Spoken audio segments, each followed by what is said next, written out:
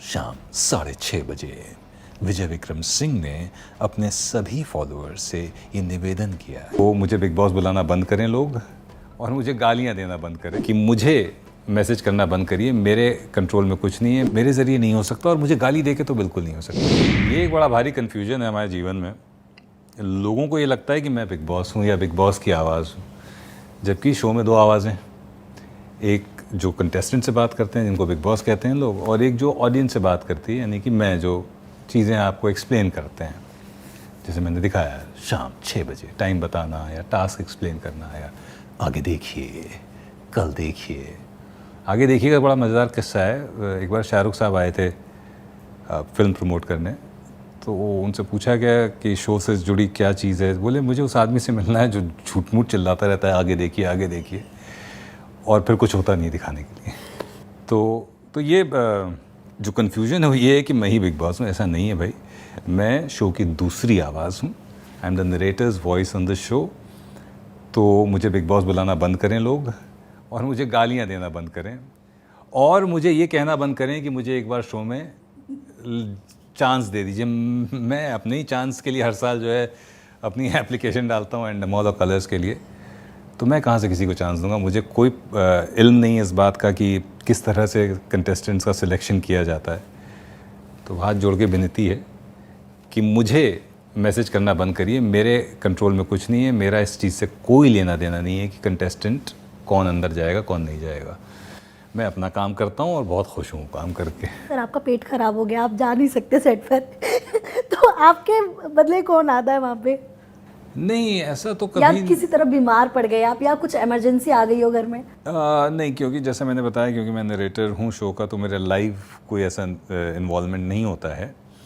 कई बार ऐसा हुआ है जब अब तो मैं बहुत सारी शूट करता हूँ, फिल्म भी अभी शूट कर रहा हूँ, तो कई बार सेट पे नहीं जा पाता हूँ। तो मेरा एक सेटअप है जो मैं अपनी गाड़ी में हमेशा रखता हूँ और वहाँ से जब भी कुछ रिकॉर्ड करने के लिए आता है मैं रिकॉर्ड करके भेज देता हूँ।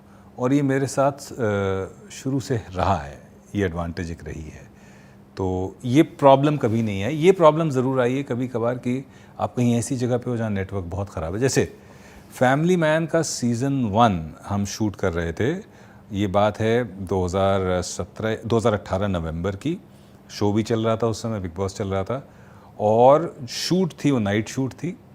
8 बजे हमारा कैमरा रोलिंग शुरू हुआ और शो का टेलीकास्ट टाइम उस टाइम था 10:30 बजे। तो काफ़ी वॉइस ओवर्स हमारे 8 से 10 के बीच में रिकॉर्ड होते हैं। जो आगे देखिए कल देखिए वाला कंटेंट है वो उसके बाद फाइनल होता है और उस समय रिकॉर्ड होता है। और ये शूट चल रही है मीरा रोड स्टेशन के बाहर। अब मीरा रोड स्टेशन के बाहर सिर्फ और सिर्फ लोग हैं, सिर्फ और सिर्फ शोर शराबा है और शॉट चल रहा है। उसके बीच में फ़ोन आता है कि विजय मास्टर अटका हुआ है, ये वॉइस ओवर करके भेजना है तुम्हें जल्द से जल्द। तो शॉट एक टेक हो गया, तो 2 टेक के बीच में टाइम था, तो मैंने डी के सर से कहा कि मुझे कुछ रिकॉर्ड करना है। बोले कर लो जहाँ कर सकते हो। मैंने एक कपड़े की दुकान देखी पीछे, मैं उस कपड़े की दुकान में गया, उनको इंट्रोड्यूस किया मैं ये हूँ और मैं करना चाहता हूँ। तो थोड़ा सा वो अटपटा उनको लगा, लेकिन फिर भी उन्होंने अलाउ किया अपने चेंज रूम में। मैं उनके चेंज रूम में गया और वहाँ अपना सेटअप लगाया, रिकॉर्ड किया, भेजा और फिर वो 1 घंटे में अपलोड होकर टेलीकास्ट हो गया।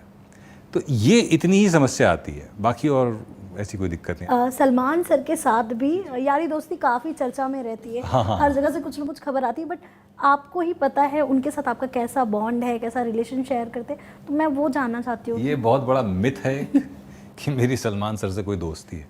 मैं सलमान सर से गिनती के 3 या 4 बार मिला हूँगा। मुझे बड़ी हंसी आती है जब लोग पूछते हैं कि तो आप तो मिलते रहते होंगे। नहीं भाई, मैं नहीं मिलता हूँ, वो अपना काम करते हैं, वो सुपरस्टार हैं, वो क्यों मुझसे मिलेंगे, मतलब क्या ज़रूरत है, पहली बात। दूसरी बात, मैं अपना काम कर रहा हूँ, तो हम लोग अपना अपना काम कर रहे हैं। 1-2 बार पार्टीज़ में मुलाकात हुई है एंड दैट्स अबाउट इट।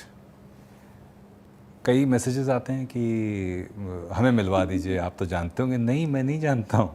मैं अभी भी उनसे जब मिलता हूँ तो I introduce my self so that he remembers my name, क्योंकि वो दिन में 200-500 आदमियों से मिल रहे हैं, तो उनको पता नहीं मेरा नाम याद हो ना हो।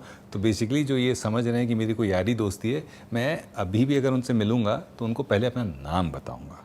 तो भाई कोई यारी दोस्ती नहीं है मेरी उनसे। जस्ट कलीग्स बेसिकली मैं लकी हूँ कि मैं उस शो में काम कर रहा हूँ जिसके वो होस्ट हैं। That's about it. यस। तो जो मैसेजेस आ रहे होंगे आपको डीएम में, वो आपके लिए बहुत नया रहा होगा कि मतलब कुछ लोग अपना गुस्सा निकाल देते हैं, कुछ लोग प्यार भी बरसाते हैं, बट आपके लिए तो वो सब नया था। तो कोई ऐसा कमेंट जो आज तक आपके दिमाग में फिट हो, मतलब कोई चीज़ आपको बुरी लगी हो या बहुत अच्छी लगी हो? उस समय जो नया नया जब शुरू हुआ था, तब देखिए मतलब जब मैं नया नया जुड़ा 2010 में, तब सोशल मीडिया इतना स्ट्रांग नहीं था, तो इतने ऐसा कोई मैसेज नहीं मिलते थे। अब बहुत बदल गया है, प्यार भी मिलता है और जो कन्फ्यूजन है कि मैं ही बिग बॉस हूँ, उस वजह से बड़ी गालियाँ भी पड़ती हैं। माना कि मैंने इस सीज़न की शुरुआत में भी एक बड़ा सा पोस्ट डाला था ये क्लैरिफाई करते हुए कि भाई देखिए, मैं बिग बॉस नहीं हूँ, मैं शो का नरेटर हूँ, शो की दूसरी आवाज़ हूँ।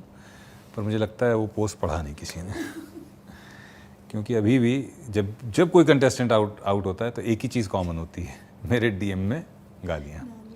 अच्छा, अभी मैंने कमेंट सेक्शंस ऑफ कर दिए, तो लोग बड़े स्मार्ट हैं। अगर मैं किसी के साथ कोलैबोरेट करके वो कोलैबोरेशन एक्सेप्ट कर लेता हूँ, तो उनको पता है कि कोलैबोरेशन वाले में कमेंट किया जा सकता है, तो कोलैबोरेशन वाले में टैग करके मुझे कमेंट करते हैं कि क्यों निकाला बे उसको। मतलब ऐसी ऐसी बातें, ऐसी ऐसी गालियाँ, जिसके बारे में मैं बात भी कर चुका हूँ पहले भी कुछ इंटरव्यूज़ में, जिसका बतंगड़ बन गया था।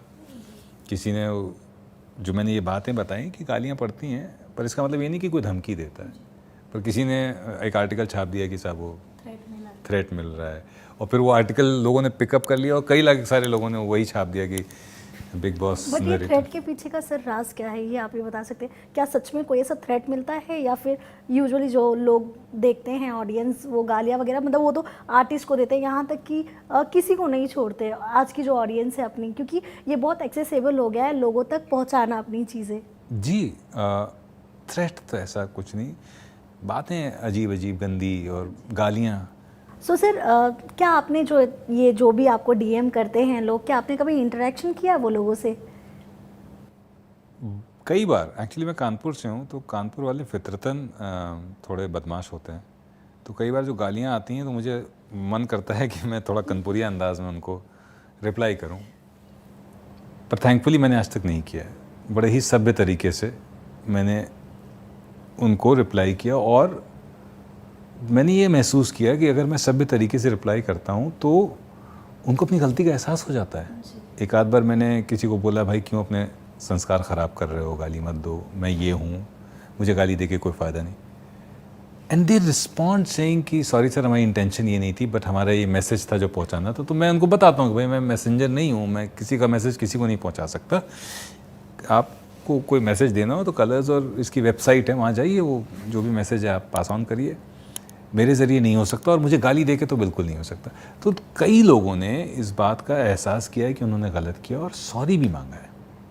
तो मुझे लगता है कि कई बार एक फेसलेस मीडियम होने की वजह से लोग सोचते हैं कुछ भी बोल दो, भड़ास निकाल दो, पर अगर आप उनको आईना दिखाओ तो वो एहसास, कई लोग बिल्कुल बेशरम होते हैं, वो नहीं मानते हैं। क्या मैसेज देना चाहेंगे आपके फैंस को जो आपको इतना पसंद कर रहे हैं, ऑल्सो उन लोगों को जो आपको डीएम कर करके परेशान करते रहते हैं?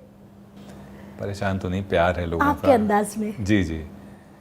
तो मैं सिर्फ इतना कहूँगा कि शाम 6:30 बजे विजय विक्रम सिंह ने अपने सभी फॉलोअर्स से ये निवेदन किया कि वो अपना प्यार बरकरार रखें और मेरी आने वाली सभी वेब सीरीज़ और फिल्म्स ज़रूर देखें।